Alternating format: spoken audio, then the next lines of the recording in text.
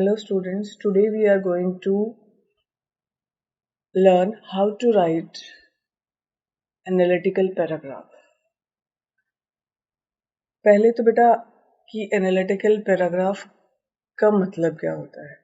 Analytical that is analyse करना, किसी भी चीज को एग्जामिन करना, परीक्षण करना। एंड जो हमने एनालाइजेशंस की हैं, जो हमने कोई सर्वे होता है, उसकी रिपोर्ट आती है, उस सर्वे को हमें किस फॉर्म में दिखाया जाता है, ग्राफ फॉर्म में दिखाया जाता है, हमें चार्ट फॉर्म में दिखाया जाता है, या पाई चार्ट बनाए जाते हैं, या कोई मैप के फॉर्म में दिखाया जाता है। तो किसी न किसी तरीके से दिखाया जाता है, उसकी रिपोर्ट को फुली फ्लैश्ड तरीके से आपको शो किया जाता है। तो अब हमें उसी हमें रिपोर्ट को किसी न किसी ग्राफ फॉर्म में, किसी चार्ट फॉर्म में, किसी मैप की फॉर्म में गिवन होगा और हमें उसको डिस्क्राइब करना होगा। फिर क्वेश्चन हमारे पास आता है कि हमें करना क्यों है। ऑब्वियस सी बात है कि हमारे सीबीएसई की एग्जाम्स में चेंज आया है, जो आपका क्वेश्चन नंबर 4 है।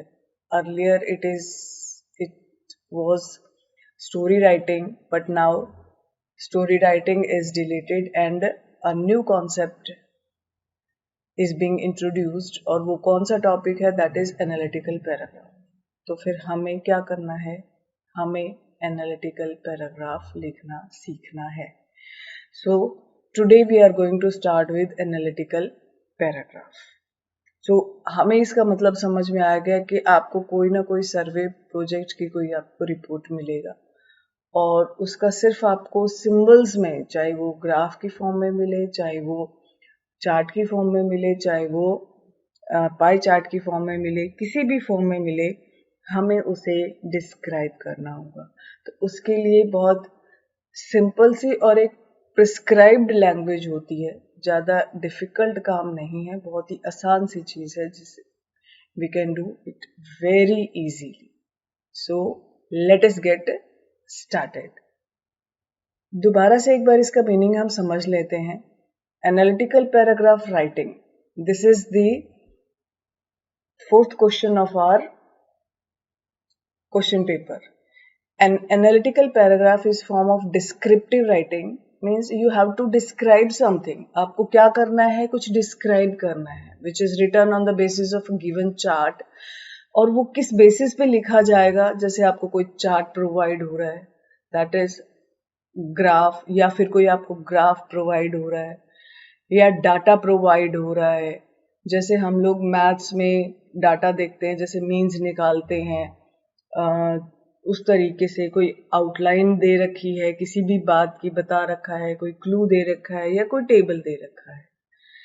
So when writing an analytical paragraph, one should remember to describe the facts in the best possible manner. हमें कुछ एक्स्ट्रा नहीं लिखना है, हमें सिर्फ क्या करना है, हमें फैक्ट्स को डिस्क्राइब करना है। We need to describe the facts. तो हमारा काम क्या रहेगा, just to describe the facts. So, हमारा काम क्या रहेगा, just to describe the facts in a best possible manner. Best possible manner में हमें कोई ज़्यादा डिफिकल्ट लैंग्वेज को लेकर नहीं चलना है, हमें सिर्फ ये कह सकते हैं कि फैक्ट्स की तरह या फिर एक एनालाइजेशन की तरह ही उसे डिस्क्राइब करना है। And to cover the information provided, और जितनी इंफॉर्मेशन हमें प्रोवाइड है उसको कंप्लीटली कवर करना है। The analytical paragraph has to be written in around 100 to 120 words. So इसकी लिमिट दे रखी है, हम ज़्यादा से ज़्यादा 150 वर्ड्स में लिख सकते हैं इसको, लेकिन एक सिंपल सी बात है कि हमें बेफालतू के अपने थॉट्स को उसमें नहीं डालना है। जो भी आपको इंफॉर्मेशन प्रोवाइडेड है उसी को अच्छे से डिस्क्राइब करना है, उन फैक्ट्स को ही अच्छे से डिस्क्राइब करना है। So the paragraph must use clear and crisp language. तो हम लोग ये डिस्कस करेंगे कि वो क्लियर लैंग्वेज क्या होगी, क्या फ्रेजेस होंगे, क्या वर्ड्स होंगे, क्या फैक्ट्स होंगे, और लैंग्वेज को हम कैसे क्रिस्प बना सकते हैं, क्या चीज है जिसे हम ऐड करेंगे तो हमारी लैंग्वेज क्रिस्प बनेगी, along with providing complete details of the chart। और उसमें हम कंप्लीट डिटेल्स जो हमें चार्ट ग्राफ डाटा दे रखा है उसको कंप्लीटली हमें क्या करना है, डिफाइन करना है, डिस्क्राइब करना है। There will be an internal choice. Internal choice का मतलब है कि आपके पास 2 पैराग्राफ्स प्रोवाइडेड होंगे और among them you have to write 1। 2 में से आपको एक अटेम्प्ट करना है, ये इंटरनल चॉइस है। And this paragraph is of 10 marks. Analytical paragraph writing format, तो इसका फॉर्मेट क्या होगा? सबसे पहले हम लोग डिस्कस करेंगे कि इसका किस फॉर्मेट में लिखा जाएगा। नॉर्मली आपका पैराग्राफ का जो पैटर्न होता है उसी पैराग्राफ में नॉर्मली एक पैराग्राफ में हम लिखते हैं, लेकिन आपके पास इसको हमें we have to write it more than that. हमने इसको 3 में डिवाइड कर रखा है, बेसिकली 3 में डिवाइड कर रखा है, लेकिन इसका मतलब आप बहुत ध्यान से समझें कि ये 3 पार्ट्स, पहले तो हम ये समझ लेते हैं ये 3 पार्ट्स हैं क्या। इंट्रोडक्शन, सो हमें क्या करना है, सबसे पहले first of all we have to introduce the topic, और हम टॉपिक को बहुत ही सिंपल लैंग्वेज में जैसा जो गिवन है, क्या कंपैरिजन गिवन है, क्या क्या दे रखा है, उस टॉपिक को सिर्फ उसी को एक स्टेटमेंट में डिफाइन करना है। हम इसमें वापस आएंगे एक बार फिर से। उसके बाद हमें सेकंड में क्या देना है, we have to write the body of the paragraph, और थर्ड हमारा क्या होगा, कंक्लूजन होगा। हम इसको काफी इसको डिस्कस करेंगे। तो ये आपका फॉर्मेट हो गया। तो हमने थोड़ा सा इसको और डिस्क्रिप्शन में हम पढ़ रहे हैं, explain in 1 or 2 lines the subject of the graph given. तो जो भी मैटर आपको गिवन है उसको सिर्फ 1 या 2 लाइन में एक्सप्लेन करना है। कैसे करना है हम अभी इसी को चेक करेंगे, इसी को डिस्कस करेंगे। एंड नेक्स्ट बॉडी में क्या करना है, detail what the graph is about, क्या ग्राफ में गिवन है, क्या रेलिवेंट फिगर्स हैं। नॉर्मली हमारे पास ग्राफ में दिया होता है कि हाँ इतने लोग हैं, वो इतने लोग खाना पसंद करते हैं, इतने लोग खाना पसंद नहीं करते हैं। तो इसी तरीके से वो कंपैरिजन जो है वो हमें देना है, क्या ट्रेंड्स हैं, कभी वो सिचुएशन कभी ऊपर जाती है कभी नीचे जाती है एज के हिसाब से। सो हमें उसमें क्या करना है, कंपैरिजन करना है, इक्वालिटीज बतानी है, कंट्रास्ट करना है, उसकी तुलना करनी है, डिवाइडेड इनटू सब पैराग्राफ्स, और उसे और छोटे छोटे सब पैराग्राफ्स में डिवाइड करना है। यानी हमारी जो वर्ड, हमारा जो ये बॉडी है, अगर हम इसकी बात करेंगे तो बॉडी में सिर्फ एक पैराग्राफ नहीं आएगा, it can contain 2 paragraphs, 3 paragraphs, up to the demand of the situation. So वो इफ रिक्वायर्ड, सो ये 1 भी हो सकता है, 2 भी हो सकता है, 3 भी हो सकता है, इससे ज्यादा नहीं हो सकता बिल्कुल भी। Then finally we need to write the conclusion. फिर हमें क्या लिखना है, कंक्लूजन लिखना है। Conclude the paragraph giving the overall view और समरी ऑफ द ग्राफ। हमें उसे कंक्लूड करना है, उसकी ओवरऑल समरी की, इसमें हमें जो बता रखा है उसका कंक्लूजन क्या है, दैट इज यानी निष्कर्ष क्या है, ये हमें समझाना है। सो let us do an example. आइए एक एग्जाम्पल करते हैं। हमारे पास कुछ ऐसे करके आपके पास क्या दिया होगा, एक ग्राफ दिया हुआ है। पहले तो हम इस ग्राफ को अच्छे से समझेंगे, क्या दे रखा है उसने, क्वेश्चन क्या दिया हुआ है, बिलो इज अ ग्राफ। ये आपके पास एक नीचे एक ग्राफ दे रखा है, शोइंग बर्थ एंड डेथ। देखें इसमें क्या दे रखा है, ये साइड आपका क्या दे रखा है, दैट इज दी, आपके पास थाउजेंड्स दे रखे हैं, number in thousands, 10,000, 20,000, 30,000, 40,000, 50, 60, 70, and these are the years 1901 में 21, 1941, 61, 81, 1001 तो हम लोग ये सोच रहे हैं, ये समझ रहे हैं कि ये आपके पास एक ग्राफ दे रखा है जिसमें बर्थ रेट दे रखा है कि इस ईयर में इतने सारे लोगों का बर्थ हुआ और इतने सारे लोगों की डेथ हुई।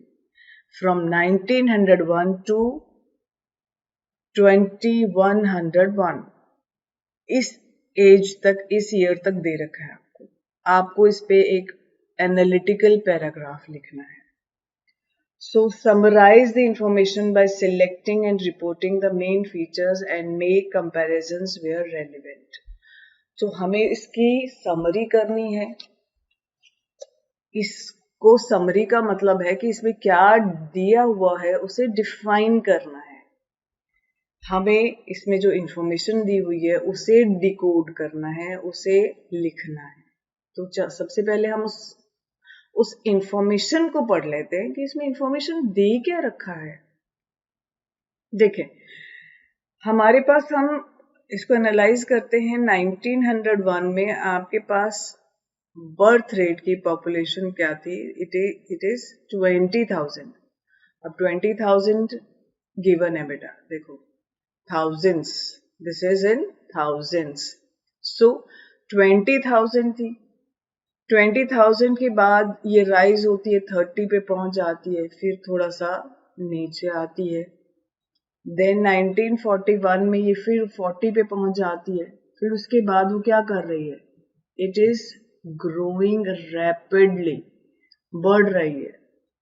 और यहाँ पे 1961 में it is on the peak, इस सबसे ऊपर है, शिखर पे है। And then it comes down, फिर नीचे आती है, फॉल करती है। देन इट मूव्स अप, फिर नीचे आती है। फिर 50,000 में आने के बाद फिर वो राइज करती 60 पे जाती है। देन फिर आपकी वो नीचे आती है एंड स्लोली स्टेडी। एंड इस पॉइंट से हम क्या देख रहे हैं कि उसने नीचे आना शुरू कर दिया है। फिर थोड़ा सा ऊपर जाके फिर नीचे आती है and finally it comes down, कि इसने क्या करना शुरू कर दिया है? Started falling, it started coming down. So this is the situation. फिर हम बात करें डेथ रेट की। सो देखो, ये आपका बर्थ का दे रखा है, डार्कर वन जो डार्क है, और ये जो लाइट है ये आपका डेथ का दे रखा है। तो डेथ क्या है आपके पास? इनिशियली 10,000 थी 1901 में, एंड स्लोली एंड स्टेडिली ये क्या होती गई? राइज हो रहा है। डेथ पहले कम थी, अब धीरे धीरे राइज हुआ, ज्यादा हुआ, फिर धीरे धीरे धीरे धीरे ये ऊपर जा रहा है। अगर ये फॉल भी कर रहा है, फ्लक्चुएट भी कर रहा है, तो बहुत स्लोली फ्लक्चुएट कर रहा है। It is rapidly growing, it is rapidly rising. So this one is, फिर हम देख रहे हैं कि राइज राइज राइज करते, there is one point in about 2041 इसने क्या किया? इट क्रॉस्ड, क्या कर दिया इसने? क्रॉस कर दिया। किसको क्रॉस कर दिया? बर्थ रेट को। तो बर्थ को इसने क्रॉस करते ही इट वेंट सो रैपिडली, बहुत ऊंचाई से वो ऊपर जाता है और क्रॉस करके वो 60,000 के आसपास टच कर लेता है। Then slowly it comes down, और फिर थोड़ा सा ऊपर जाते हैं और फिर इसने नीचे आना शुरू कर दिया है। तो हमें ये वाली जो सिचुएशन है कि इट कम्स डाउनवर्ड्स, ये हमें नोटिस करना है। तो फाइनली एक स्टेज है कि वो ऊपर जा रहा है, जा रहा है, जा रहा है, and finally it comes down. So 2101, so it comes down. So हमें ये कंक्लूजन लिखना है। फर्स्ट ऑफ ऑल देखें, हम बॉडी में क्या, फर्स्ट ऑफ ऑल हम इंट्रोडक्शन में क्या डिफाइन करेंगे कि हमें एक ग्राफ गिवन है। यही जो स्टेटमेंट आपको दी हुई है कि it shows, this graph shows birth and death rates in a country from the year 1901 to 2101। Moreover we can give, क्या दे सकते हैं हम लोग कि क्या सिचुएशन क्या है कि 1901 what it does, it forecast about the after 100 years 200 years what will happen. So ये क्या दे रखा है? इट इज अ फोरकास्टिंग कि इतने सालों बाद ऐसा होगा. सो कैसे हमें लिखना है? Let us proceed. अब हम आगे चलते हैं कि हमें कैसे लिखना है.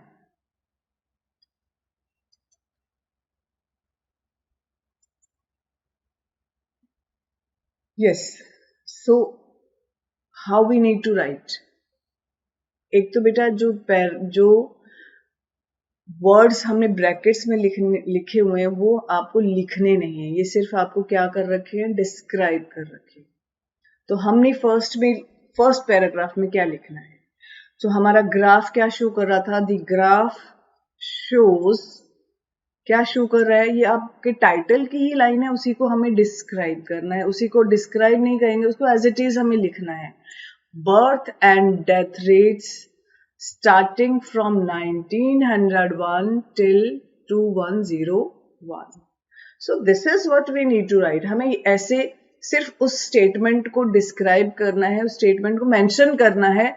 That is known as the introduction. ये इसको हम क्या कहेंगे? इंट्रोडक्शन कहेंगे. कुछ ज्यादा नहीं करना है इसमें. आप अपनी एक लाइन और ऐड कर सकते हैं कि ये क्या कर रहा है? इट फोरकास्ट कर रहा है, इट प्रोडिक्ट कर रहा है कि in the coming years after 1901, after so much fluctuation, the population, the birth rate will fall and death rate will rise. ऐसा हम मेंशन कर सकते हैं. नेक्स्ट पे बॉडी पैराग्राफ 1. तो हमने कहा था कि हम पैराग्राफ जो है वो डिवाइड कर सकते हैं. तो हमने इस बॉडी को 2 पार्ट्स में डिवाइड किया है. और 2 पार्ट्स में डिवाइड करने का रीजन क्या है? कि आपका ग्राफ 2 चीजें मेंशन कर रहा है. क्या मेंशन कर रहा है? One is birth and another is death. तो हमने एक पैराग्राफ में किसको डिस्कस किया है? बर्थ को डिस्कस किया है, और दूसरे पैराग्राफ में डेथ को डिस्कस किया है. इस तरीके से अगर आपको 2 चीजों में दे रखे हैं तो ऑटोमेटिकली हमारे पैराग्राफ की डिवीजन हो जाती है. सो सबसे पहले हमने पैराग्राफ 1 में बर्थ रेट को क्या दे रखा है? Since 1901 the birth rate has remain more than the death rate until 2041.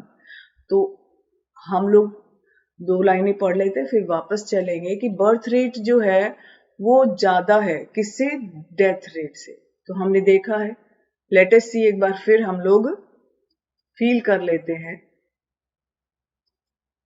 देखें कि आपका जो डेथ रेट है वो बर्थ रेट से कम है. तो हम क्या लिखना है कि हमारा बर्थ रेट जो है वो कब तक है? That is 2041. मतलब यहां से क्या हो गया है कि बर्थ रेट कम हो गया है और डेथ रेट ऊपर चला गया है. तो हमने क्या मेंशन किया है?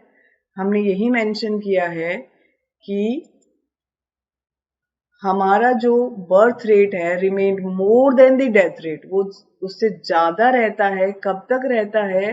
Death rate until 2041. Birth rate was 20,000 इन 1901. हमने स्टार्ट किया था, कहां से स्टार्ट किया था? 20,000 से. And started increasing rapidly. और हमने ये पढ़ा था कि वो gradually means slowly and steadily, धीरे धीरे वो क्या कर रहा है? राइज ही कर रहा है, बढ़ ही रहा है. इट पीक्ड मीन्स वो सबसे टॉप पे कब है? वो सबसे टॉप पे कब है? 1961 में. And it is on around 65,000. ठीक है, 1961 में सबसे टॉप पे, और सबसे टॉप में सबसे ज्यादा कितने हैं? 65,000 पे उसका टॉप है, उसका पीक है. So from 1961. अच्छा, 1961 के बाद क्या होता है? हम वही सिचुएशन, हम सिर्फ डाटा मेंशन कर रहे हैं, कुछ नहीं कर रहे हैं. 1961 में क्या है? बर्थ रेट हैज फ्लक्चुएटेड का मतलब है इट राइज फॉल. तो आप देख रहे हैं, हम लोगों ने लेटेस्ट सी इस वर्ड को भी हम फील करते हैं कि ये राइज फॉल कैसे हो रहा है। देखो हम शुरू से देख रहे हैं, राइज होता है फिर फॉल होता है, राइज होता है फिर फॉल होता है, फिर ये राइज हो रहा है। और इसके बाद ये हम कह रहे थे कि 1961 में इसकी टॉप पोजीशन आती है, दैट इज 65,000 के आसपास ही आ जाता है। और उसके बाद after that it started falling and rising, falling rising falling. ऐसी सिचुएशन को आप फ्लक्चुएशन कहते हैं, कभी राइज करना, कभी फॉल करना, कभी राइज करना, कभी फॉल करना। This is known as fluctuating.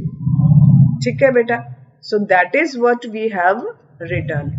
हमने इसीलिए लिखा है कि the birth rate has fluctuated multiple times. कितनी बार हुआ था? काफी बार हुआ था।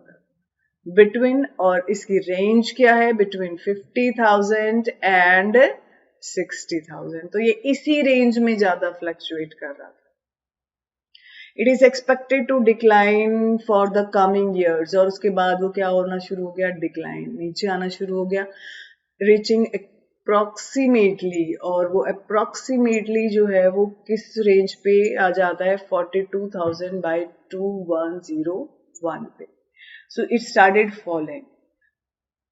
तो हमने सिचुएशन क्या दिया है कि 20,000 से वो राइज होता है, पीक पे पहुंच जाता है 65,000 पे, और उसके बाद काफी फ्लक्चुएशंस के बाद, फ्लक्चुएशंस इस रेंज में होती है 50,000 to 60,000, and after it started declining, और अप्रोक्सीमेटली उसकी डिक्लाइनिंग रेंज जो है वो ये। चलिए, तो हमारी फोरकास्टिंग कंप्लीट हो गई है। Let us deal with the second paragraph. Death में क्या दे रखा है? हमने वही चीजें पढ़ी थी कि डेथ में क्या दे रखा है। On the other hand the death rate stood at around 10,000। तो हमने यही पढ़ा था कि 10,000 पे शुरू होता है 1901 and then has increase steadily, और वो धीरे धीरे इंक्रीज होता जाता है। स्टेडीली मीन्स एक स्थिरता से, यानी वो स्लोली एंड स्टेडीली। जैसे हम लोग हेयर की और टॉर्टोइज की स्टोरी पढ़ते हैं, तो टॉर्टोइज जो है वो धीरे धीरे चलता ही रहता है, रुकता नहीं है। तो वैसे ही हमारे पास ये ग्राफ जो है, let us have a look, उसका एक हम लुक देख लेते हैं कि जैसे हमारा ये ग्राफ है, ये नीचे नहीं आता है, अगर फ्लक्चुएशंस हैं तो भी बहुत स्लाइट है। It is increasing, it is increasing, increasing, increasing and increasing. So this is known as the steady pace. इसको हम स्टडी पेस कहते हैं। ठीक है बेटा, चले। सो स्टडीली इंक्रीज हो रहा है। It is expected to rise strikingly from 2021 before levelling off. तो ये 2021 तक क्या हो रहा है? राइज हो रहा है। स्ट्राइकिंगली मीन्स इस मैनर से कि वो दिमाग में पॉइंट कर रहा है। और उसके बाद क्या हो जाता है? Levelling off. Levelling off means equal आ जाता है। अब हम एक बार वापस से देखते हैं। सो हमारी सिचुएशन है क्या? देखें, ये स्ट्राइकिंगली मीन्स इंक्रीज हो रहा है, काफी हाई रेट पे इंक्रीज हो रहा है। और फिर वो क्या हो जाता है? ये जो सिचुएशन है, that is it started, we are mentioning, फिर ये लेवल ऑफ हो जाता है, बराबर आ जाता है। लेवल ऑफ होना मतलब इक्वल होना। तो यही सिचुएशन हम उसमें मेंशन कर रहे हैं। तो यहाँ 2021 तक तो क्या हो रहा है? ये स्टेडीली, मतलब इस रेंज तक वो इंक्रीज हो रहा है धीरे धीरे, और फिर वो रैपिडली इंक्रीज हो जाता है, तेजी से बढ़ रहा है। और तेजी से बढ़ने के बाद वो इस सिचुएशन में क्या हो जाता है? लेवल ऑफ, यानी बैलेंस में आ जाता है, स्टेबलाइज हो जाता है, एक जगह स्थिर हो जाता है कि इतना ही हो रहा है, इससे ज्यादा नहीं हो रहा है। लेकिन उसके बाद 2081 के बाद वो क्या हो जाता है? इट स्टार्टेड कमिंग डाउन, नीचे आना शुरू हो जाता है। तो यही दो चार चीजें हैं जो हमें, तो स्टडी है, रैपिडली है, लेवल ऑफ है, देन डिक्लाइन है। चार चीजें हैं जो हमें क्या करना है? बार बार हमें मेंशन करना है। ठीक है, सो इसने ये दे रखा है, levelling off to approximately 16,000 between, इस रेंज में हमें साथ साथ थाउजेंड्स में पॉपुलेशन भी देना है कि 2061 से लेके 2081 तक ये बराबर रहता है। इस एज में ये हमने पढ़ा है कि उस एज में वो इक्वल हो जाता है। The graph indicates a slight decline in deaths. उसके बाद वो डिक्लाइन करता है, नीचे आता है इन द ईयर 2101 और फाइनली वो नीचे आना शुरू कर देता है। तो पहले क्या होता है, इट बिकम्स स्टडी, फिर इट राइज, और कैसे राइज कर रहा है, वो राइज करता है स्ट्राइकिंगली, मीन्स एकदम से रैपिडली ऊपर जाता है, फिर लेवलिंग ऑफ होती है उसकी, इक्वल आ जाता है, और फिर उसके बाद वो इट स्टार्टेड डिक्लाइनिंग। तो हमें फाइनली हमने क्या कंक्लूजन निकालना है, सिर्फ हमें डाटा को, फैक्ट्स को बताना है और कुछ भी नहीं करना है। लास्ट में हम कंक्लूजन क्या कर रहे हैं, the graph shows the huge gap between birth rate and death rate. तो गैप 1961 से लेके 2001 तक क्या रहता है, लेट अस सी वन मोर टाइम। तो इन दोनों में क्या है, देखिए 19 यहां से लेके और यहां पे ये जो गैप है, ये जो डिफरेंस है between the death rate and the birth rate, it increases at a very high rate. ठीक है ना बेटा, हम लोग यही कंक्लूजन में लिख रहे हैं कि क्या हो रहा है, ये इंक्रीज हो रहा है। However, this gap is expected to reduce in later years, और काफी सालों के बाद वो रिड्यूस, वो जो गैप है वो कम हो जाता है overall as oppose to the prevailing trends. अगर हम प्रिवेलिंग ट्रेंड्स की बात करें, that death rate will be more than the birth rate.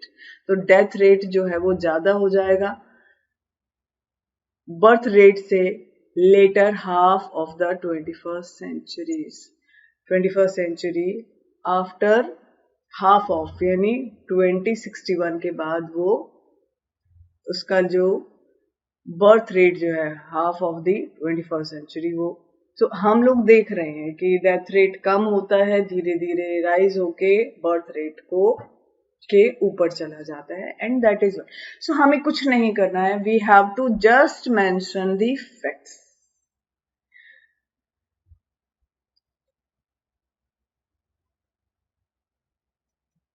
हाँ जी, अब हम लोग जो मेंशन कर रहे हैं फैक्ट्स को, उस फैक्ट्स को मेंशन करने के लिए हमें कुछ प्रॉपर टाइप की लैंग्वेज का यूज करना है। हम अपनी लैंग्वेज, अपनी बेसिक लैंग्वेज को यूज नहीं कर सकते। So here are some tips, बहुत इंपॉर्टेंट टिप्स है, और अगर आपने इन टिप्स को सीख लिया, सबसे इंपॉर्टेंट चीज है कि बेटा आप इनको अपनी कॉपी में नोट डाउन कर लें। They are going to help you a lot, बहुत ज्यादा आपकी हेल्प करने वाले हैं। तो सबसे पहले हम लोग डिस्कस करेंगे कि इंट्रोडक्शन में हम क्या लिखें, कौन सी फ्रेजेस का, which phrases we are going to use in the introduction. बहुत इंटरेस्टिंग फ्रेजेस है, और बहुत, अगर आप इनको सीख लेंगे इट बिकम्स इजी। जैसे कि आपके पास देखो क्या दिया होगा, मैंने क्या दिया होगा, chart, table, graph, data, pie chart. तो इन ऑल केसेस थोड़ा बहुत हम लोग क्या कर सकते हैं, वैसे तो गिवन लाइन में आपको मिल भी जाता है, जैसे हमने इसमें देखा था कि द ग्राफ शोज, सो वहीं से हम वो लाइन लिख सकते हैं। सो लेट अस सी कि हम क्या क्या इसमें वर्ब्स ऐड कर सकते हैं। सो इसने क्या है, द चार्ट गिवन, जो गिवन चार्ट है वो क्या करता है, अबाउट डिस्क्राइब्स, क्या डिस्क्राइब करता है। जैसे इसमें हमें क्या दे रखा था, birth and death, so it describes the birth and death, but it must be a chart. ये ग्राफ था तो हम ग्राफ लिख रहे थे, जो भी होगा आपके पास, ग्राफ है, चार्ट है, टेबल है, उसे आप मेंशन करें, वो क्या कर रहा है, डिस्क्राइब कर रहा है। टेबल क्या करता है, सजेस्ट कर रहा है। लाइन ग्राफ क्या कर रहा है, शोज कर रहा है। Data given provides information about, इसके किसके बारे में इंफॉर्मेशन दे रहा है, एंड द पाई चार्ट क्या कर रहा है, इलस्ट्रेट कर रहा है, एग्जाम्पलीफाई कर रहा है, एक्सेट्रा.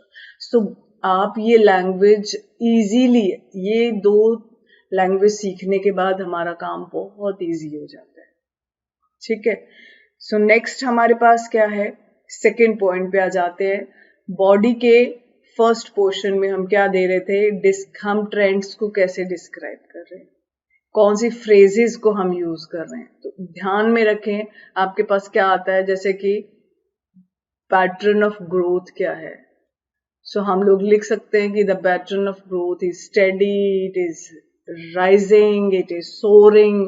क्या क्या वर्ड्स यूज कर सकते हैं, रैपिडली, तेजी से, क्या हो रहा है, डबल हो रहा है. सो कंक्लूजन तो हमें उसके हिसाब से, जो हमें डाटा प्रोवाइडेड है उसके हिसाब से हमें देना है, लेकिन मेन मकसद क्या है कि कैसे वो उसमें जो मैटर दिया हुआ है उसको उसके तरीके से ही डिस्क्राइब करना है. वो डबल हो सकता है. देन स्काई रॉकेटेड का मतलब है एकदम से ऊपर चले जाना, यानी आसमान को छू लेना, that is sky rocketed. Striking increase, striking increase का मतलब है एकदम से बढ़ना.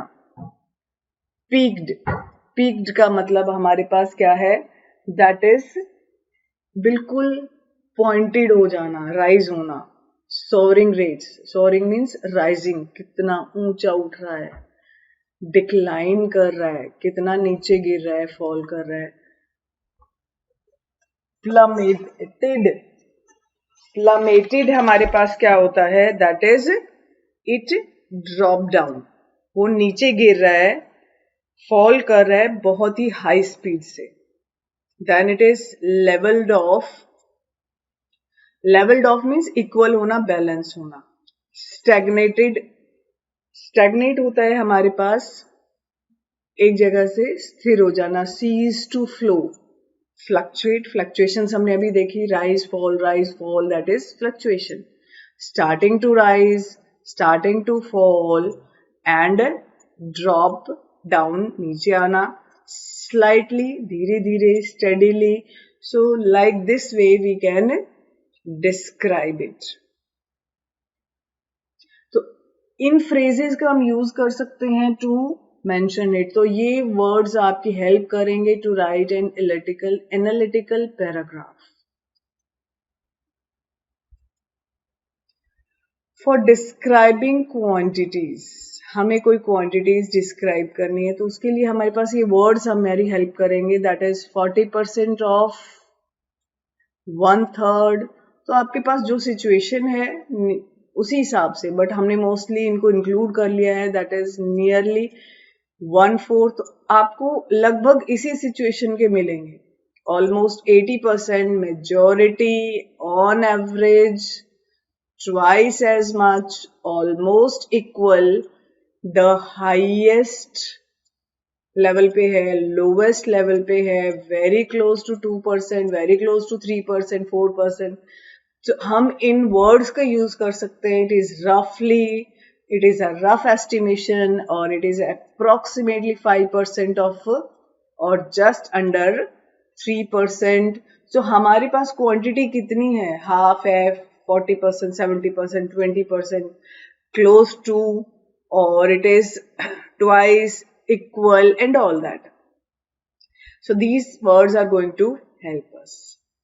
फिर हमारे पास क्या है, जब भी हम क्या करेंगे, when we are going to make a relationship, establish a relationship और contrast, तुलना करेंगे, तब हम किन वर्ड का यूज करेंगे. we are going to use the words like relationship between दोनों चीजों में, जैसे बर्थ रेट और डेथ रेट में कैसा रिलेशनशिप है. सिमिलरली ऐसा होता है, ऐसा होना चाहिए. इन कॉन्ट्रास्ट, कॉन्ट्रास्ट का मतलब है कि हम तुलना कर रहे हैं, कंपेयर कर रहे हैं.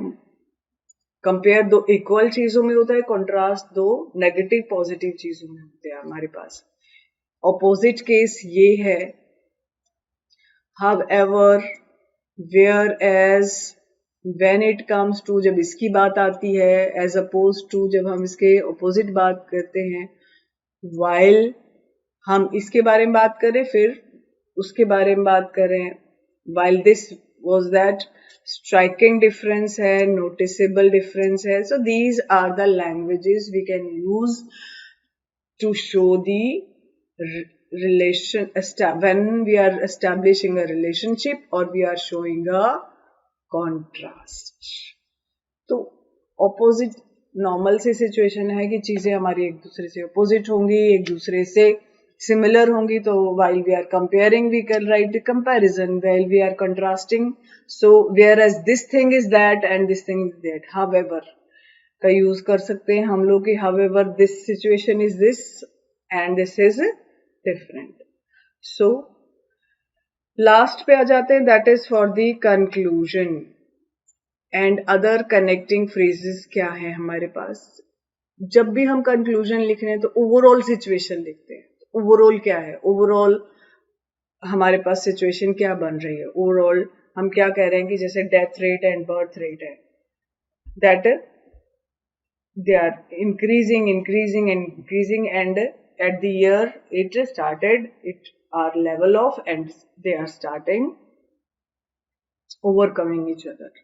Then subsequently means after that, in all means in total, nutshell का मतलब है कि we are going to conclude for the chart given. in short means chart में जो given है उसके हिसाब से, ग्राफ में जो given है उसके हिसाब से हम क्या कर रहे हैं, ओवरऑल सिचुएशन बता रहे हैं.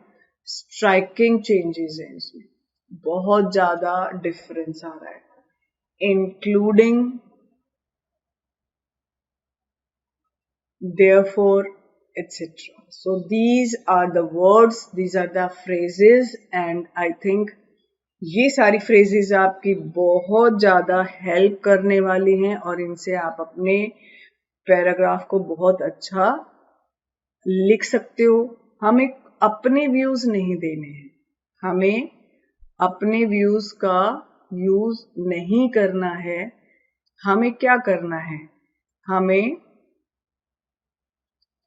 सिंपली इन वर्ड्स को मेंशन करना है.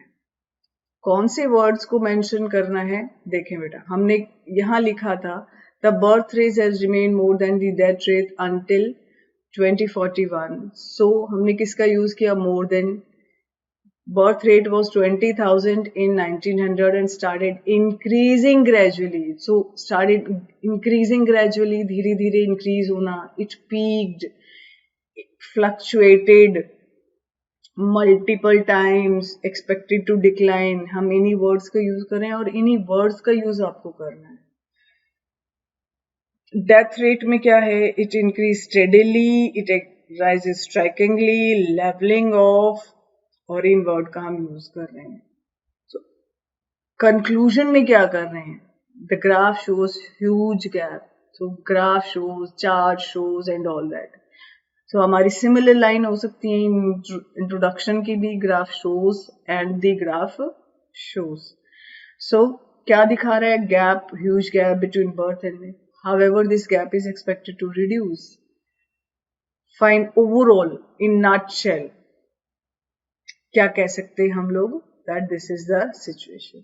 सो जस्ट एक हम अपनी लैंग्वेज को क्रिस्प बना सकते हैं by using these phrases, by using these words. तो हम इनको यूज करेंगे और हमारी ऑटोमेटिकली हमारे जो एनालिटिकल पैराग्राफ है वो बहुत नाइस होने वाला है. So at last I think, I hope that you understand how to write analytical paragraph. It's very easy and this video will help you to cover up the question 4 of your syllabus and these phrases will be too much helpful to you. And if you want any other information, you can contact me on my email and it is given below. Thank you. Have a nice day.